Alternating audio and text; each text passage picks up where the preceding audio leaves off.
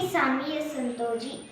I am studying in 5th D class. Today I am participating in ವಚನ competition.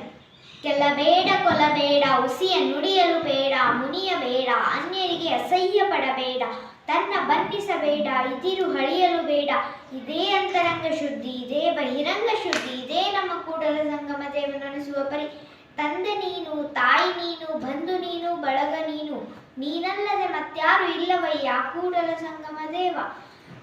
ಎನಗಿಂತ ಕಿರಿಯರಿಲ್ಲ, Shiva ಭಕ್ತರಕ್ಕಿಂತ ಹಿರಿಯರಿಲ್ಲ, ನಿಮ್ಮ ಪಾದ ಸಾಕ್ಷಿ ಎನ್ನ ಮನಸ್ಸಾಕ್ಷಿ ಕೂಡಲ ಸಂಗಮ ದೇವ.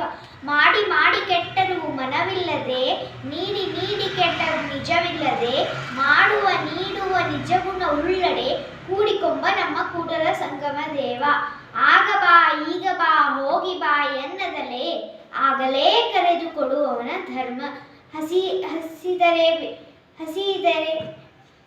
ಉಣಬೇಡ, ಸುಮ್ಮನಿರಬೇಡ, ಬಿಸಿ ಬೇಡ, ತಂಗಳೆನ್ನಬೇಡ, ವೈದ್ಯರ ವ್ಯಸನವೇ ಬೇಡ ಸರ್ವಜ್ಞ.